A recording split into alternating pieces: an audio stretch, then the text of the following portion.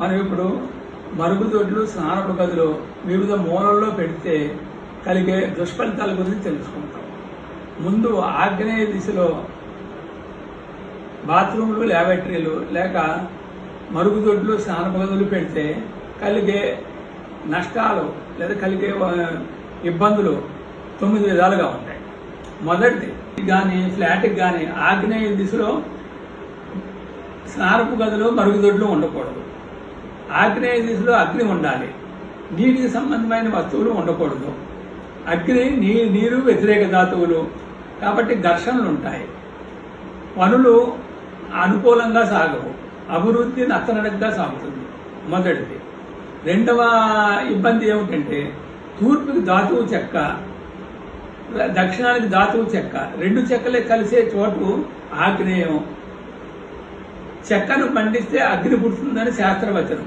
అగ్ని దిశకు ధాతువు కూడా చెక్క మరియు అగ్ని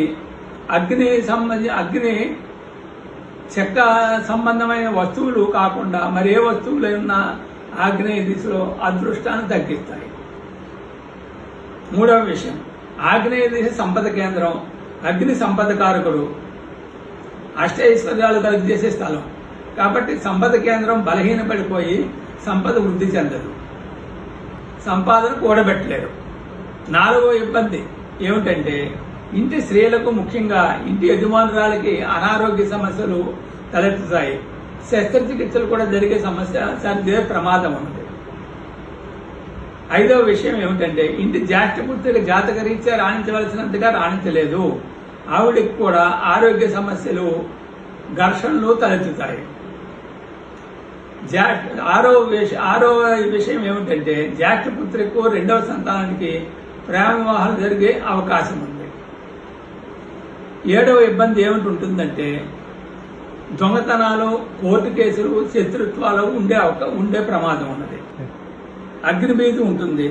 అలాగే పాప కార్యాచరణ ఉండే అవకాశం కూడా ఉన్నది. తొమ్మిదవ ఇబ్బంది ఏమిటంటే పనులు ఆటంకాలతో సాగుతాయి, వేగంగా సాగవు.